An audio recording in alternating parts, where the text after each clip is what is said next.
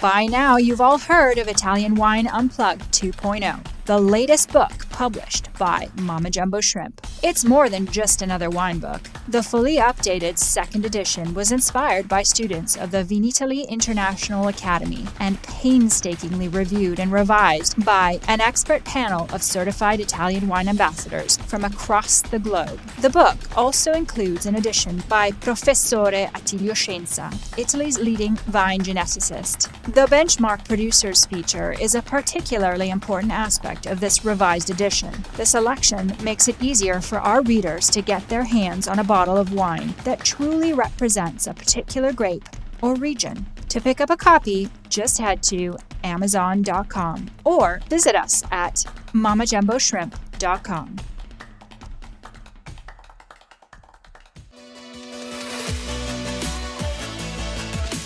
For all the super wine geeks out there, we have a special new series dedicated to you. We are reading excerpts from our new edition of Italian Wine Unplugged 2.0. Wine lovers, tune in for your weekly fix only on Italian Wine Podcast. If you want to own a copy of this new must-read Italian wine textbook, just go to Amazon.com or visit us at mamajumboshrimp.com. Odysseus, the Euboeans, the Tyrrhenian, and Sangiovese.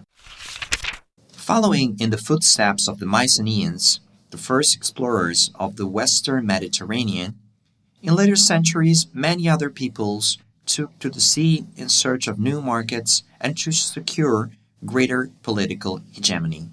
These new explorers were also inspired by the need to follow virtue and knowledge, which Dante attributes to Ulysses.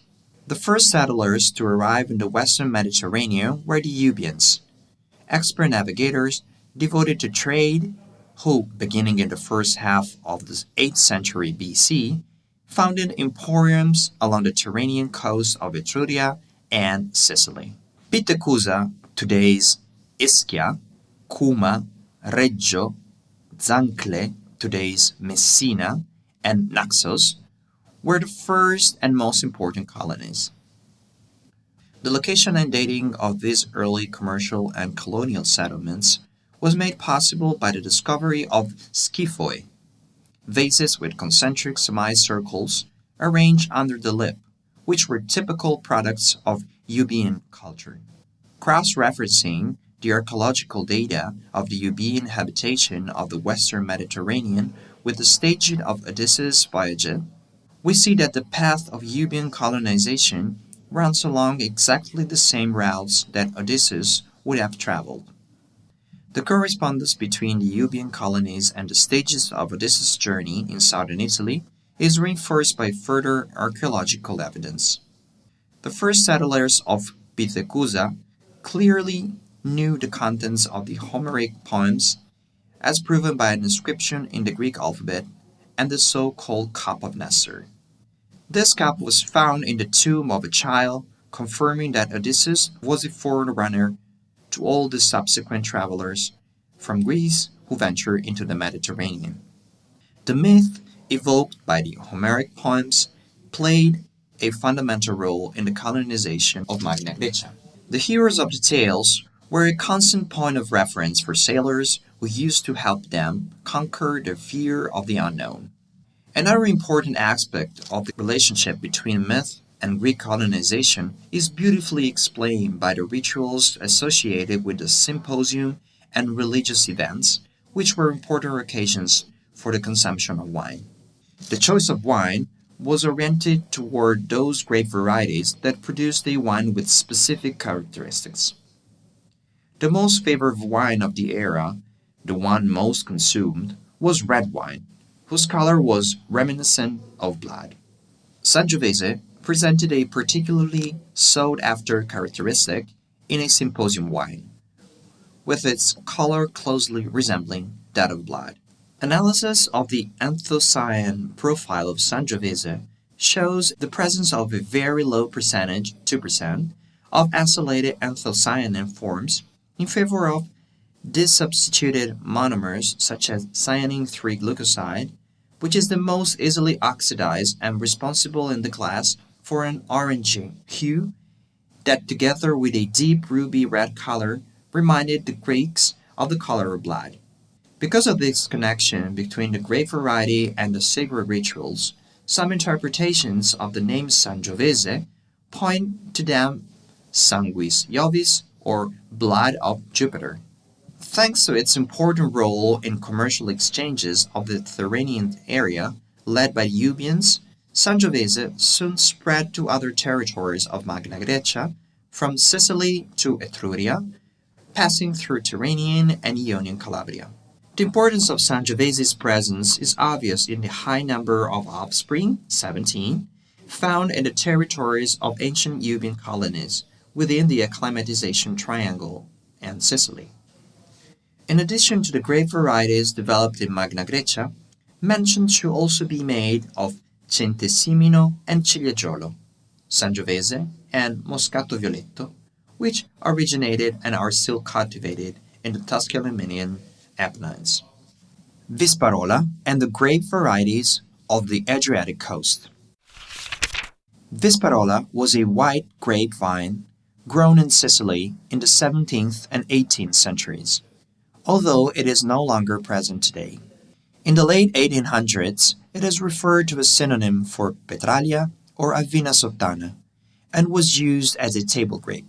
It is also synonymous with Crepolino and Mascarello in Tuscany, and Rossola and Scacco from Emilia-Romagna. It is a sibling of Mavrodaphne, a vine of Greek origin, which is also confirmed by the second-degree kinship of Ansonica and Perricone with Catalanisca.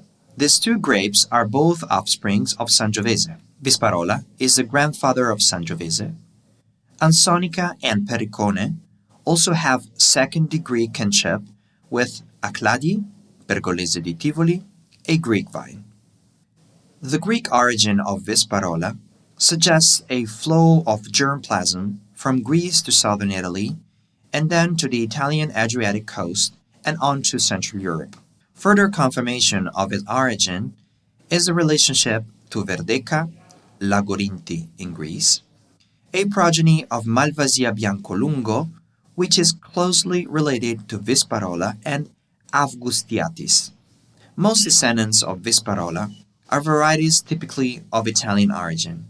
It has shown numerous second-degree kinship relationships: Rossa di San Nicola, Rossa di Moico, offspring of Aglianico, Trebbiano Antico, offspring of Mantonico Bianco, Palomba, Uva Carrieri, offspring of Bombino Bianco, Biancone, Gambugliana, offspring of Balsamino, Cruna Feltrina, offspring of Savagnin, and Zemoasta, offspring of Heinrich Weiss. In addition, Visparola and Garganica are both to be grandparents of Rollo, which is a son of Termarina, also known as Sciaccarello.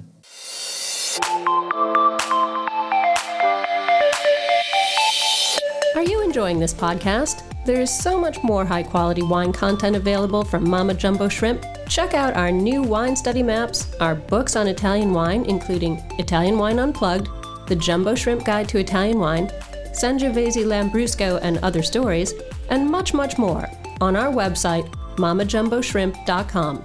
Now back to the show.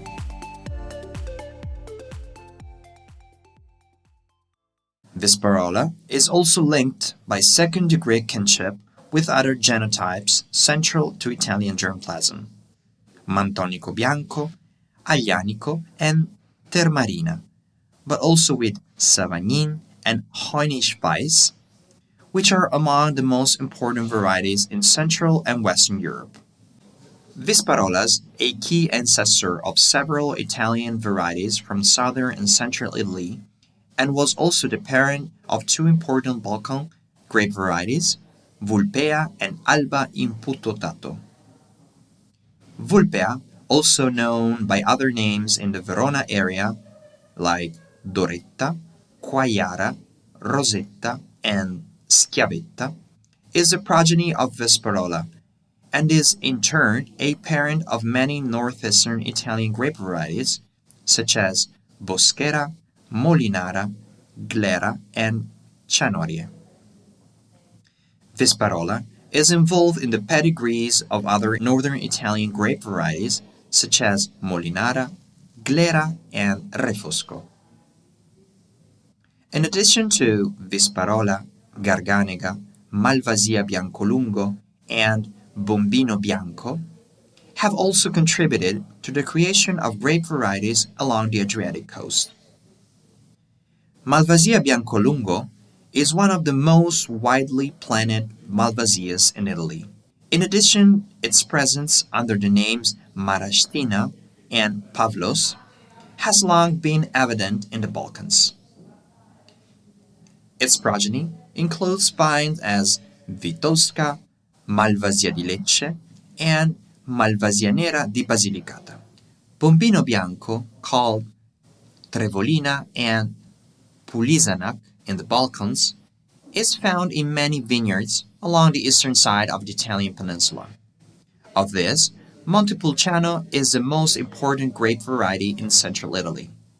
The kinship with Garganega suggests an Italian origin of this variety. Garganega, with its earliest surviving written record dating to 1309, is one of the first varieties documented in Italy. Its numerous offsprings, 12, have an even distribution along the Italian peninsula, with the Trebbiano Toscano, Ugni Blanc in France, and Coevidinca Fea in Hungary, the most famous. Tivolis Pergolese, synonym of the Greek Acladi grape variety, has also highlighted its Greek origin through genetic relationships with the Plato grape variety from the island of Crete and Assyrtiko from Santorini. Atenor, Focei, the Adriatic, and Visparola. The Odyssey and the Euboeans are the points of reference for the Tyrrhenian varietal circulation.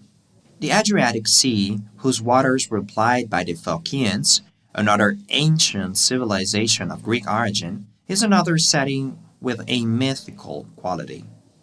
We owe the import of Adria and Spina, Marseille, and Alalia varieties to these enterprising merchants, whose sturdy but fleet vessels allowed them to travel and trade, even in less favorable winter conditions. On their long journeys across the Adriatic, they used the myth of Diomedes, king of Argos, and hero of the Trojan War, and Antenor, one of the wisest of the Trojan elders and counselors, to promote their goods. Located in inlets along the coast or at river deltas, Phocaean settlements were thriving centers of commerce. The Phocaean model differed from the Euboean pattern of colonization, which was achieved through the process of apoikia, or to the transfer of people from one place to another. While the Phocaean approach to colonization was cultural in nature, the Euboean migratory model was that of endemic diffusion. While the Phocaean approach to colonization was cultural in nature, the Euboean migratory model was that of endemic diffusion. The ability to sail in winter and the commercial nature of their activity produce a very different result on Adriatic viticulture compared to that of Tyrrhenian coast. The Phocaeans spread vine varieties through cuttings and therefore with asexual propagation. This explains the large number of genetically identical grape varieties found on the eastern and western shores of Adriatic Sea, with which different cultures have associated different names. For example, the monk's grape, called Posipica in Croatia and Popetre in Slovenia. Primitivo was called Tribidrag in Croatia, and Barbarossa was known as Japudzak in Montenegro and Caristino in West Greece. Listen to the Italian Wine Podcast wherever you get your podcasts. We're on SoundCloud, Apple Podcasts, Spotify, Himalaya FM, and more. Don't forget to subscribe and rate the show. If you enjoy listening, please consider donating through ItalianWinePodcast.com. Any amount helps cover equipment, production, and publication costs. Until next time, Cin Cin.